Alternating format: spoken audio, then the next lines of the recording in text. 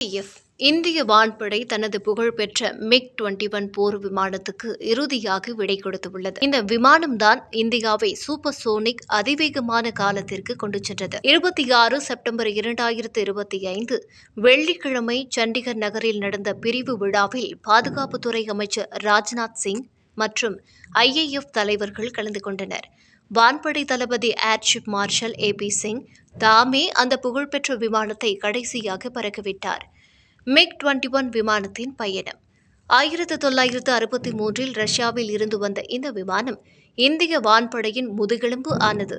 60 ஆண்டுகளுக்கு மேலாக இது இந்தியாவின் பாதுகாப்பு திறனை வலுப்படுத்தியது.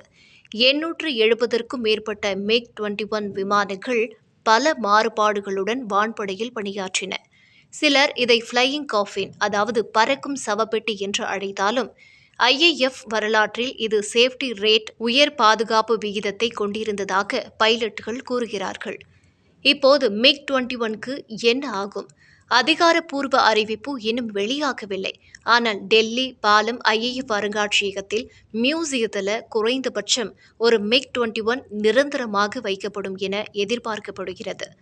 பல விமானங்கள் அருங்காட்சியகங்களுக்கு அனுப்பப்படும். சில விமானங்கள் நாட்டின் விழாக்கள் மற்றும் சிறப்பு நிகழ்ச்சிகளில் பறக்க வைக்கப்படும் வாய்ப்பும் உள்ளது. எந்த மாடல் நினைவு சின்னமாக வைக்கப்படும் என்பது இன்னும் தெரியவில்லை. மேம்படுத்தப்பட்ட மிக்-21 பைசனாக இருக்குமா அல்லது பழைய மாடல்களாக இருக்குமா என்பதை அறிய விமான ஆர்வலர்கள் அனைவரும் காத்திருக்கிறார்கள். புதிய அத்தியாயம் தொடங்குகிறது. 60 ஆண்டு காலம் 6 தசாப்தங்களுக்கு பின் இந்தியாவின் வான்துறை வலிமையை சின்னமாக காட்டிய இந்த விமானம் சண்டிகரில் மிகுந்த மரியாதையுடன் ஓய்வு பெற்றது. இது ஒரு காலத்தின் முடிவு என்றாலும் புதிய அத்தியாயத்தின் தொடக்கமும் ஆகும்.